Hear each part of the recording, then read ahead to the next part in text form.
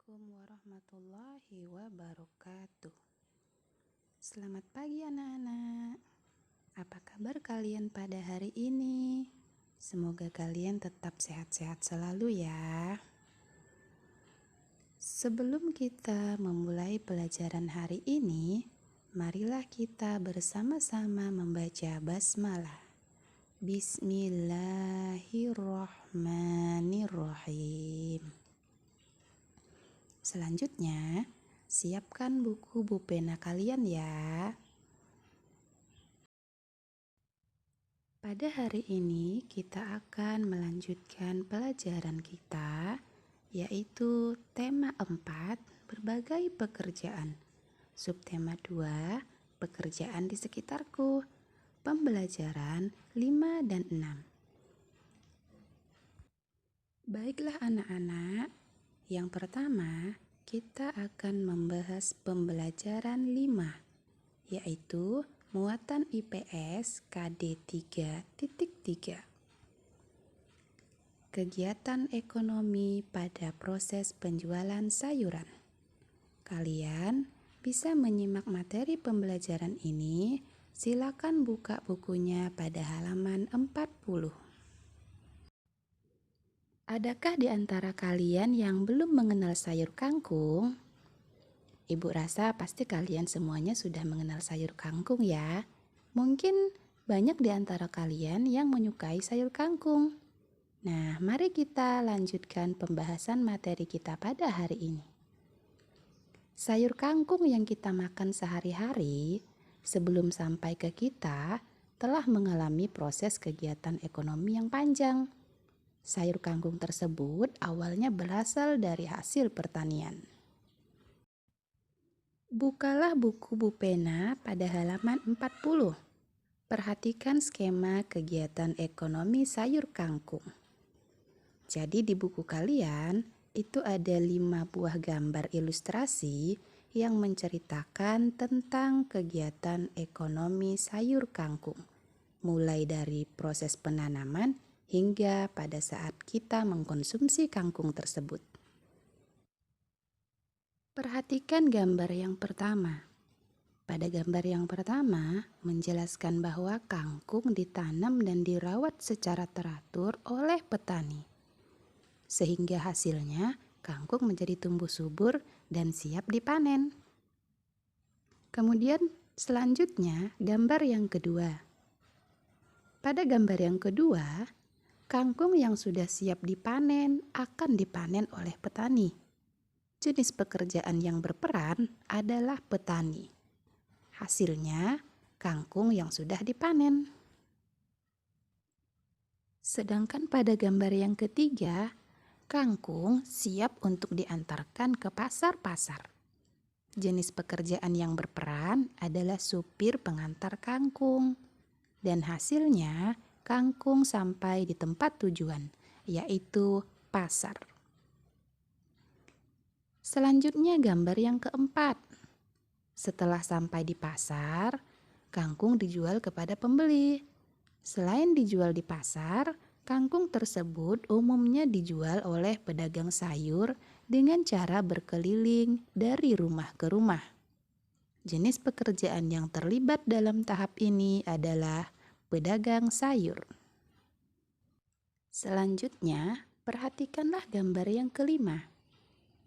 Gambar yang kelima ini adalah kegiatan ekonomi terakhir yang dilakukan. Kangkung yang dibeli dari pedagang dapat dimasak dan dikonsumsi oleh kita. Nah, seperti itulah skema kegiatan ekonomi sayur kangkung. Semoga kalian dapat memahami skema kegiatan ini ya. Materi berikutnya adalah muatan SBDP KD 3.3. Apresiasi terhadap gambar pemandangan. Pada pertemuan sebelumnya, kita sudah belajar tentang apresiasi. Apresiasi adalah memberikan penilaian terhadap karya seni. Semua karya seni yang dibuat harus mendapatkan apresiasi agar karya seni tersebut bisa menjadi lebih baik. Kita dapat memberi apresiasi tentang gambar orang lain sesuai dengan hasil yang ditampilkannya.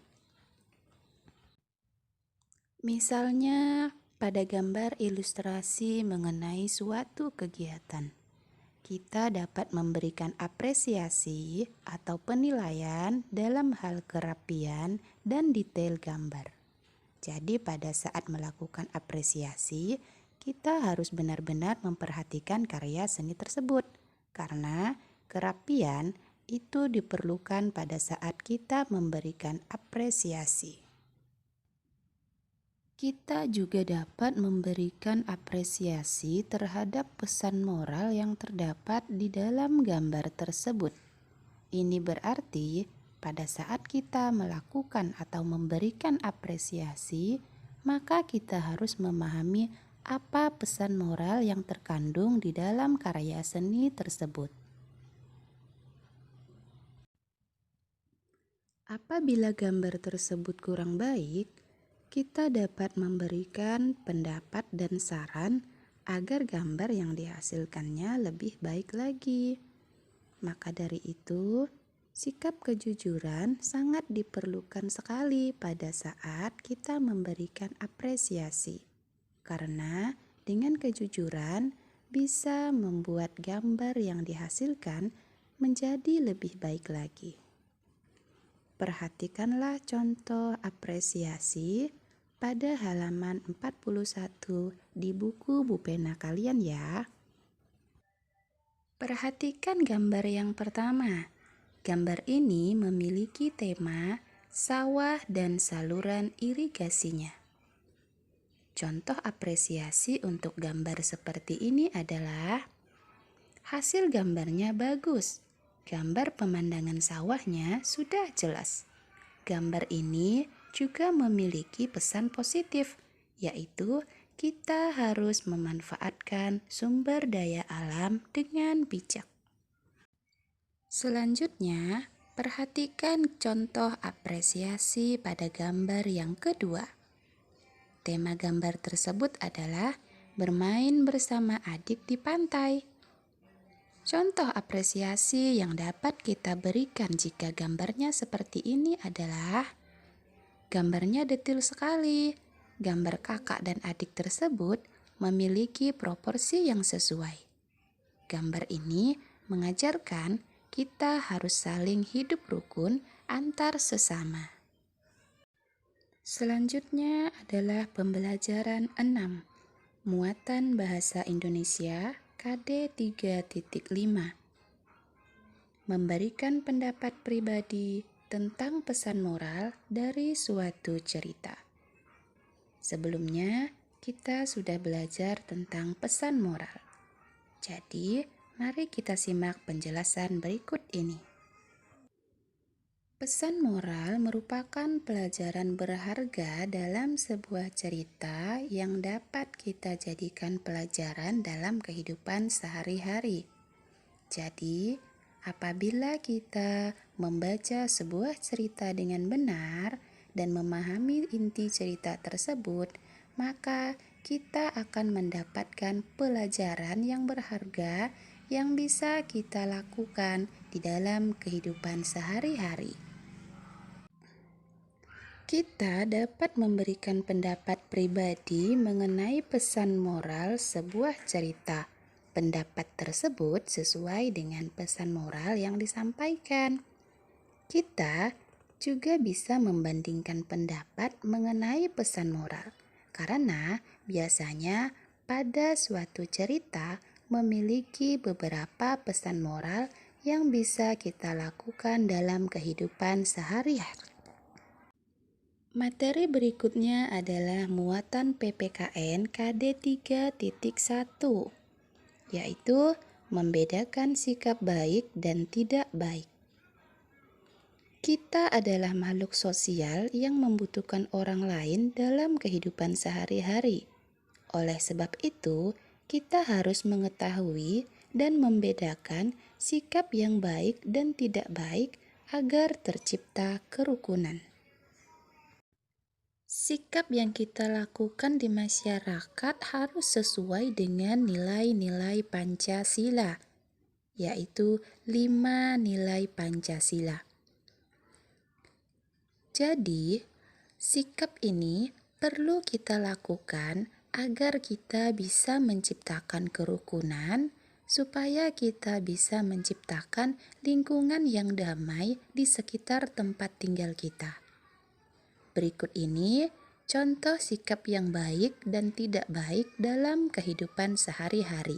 Silakan kalian lihat bukunya pada halaman 43. Perhatikanlah contoh-contoh sikap berikut ini. Contoh sikap ini mencerminkan sila pertama sampai sila kelima. Contoh sikap baik perlu kalian laksanakan dalam kehidupan sehari-hari.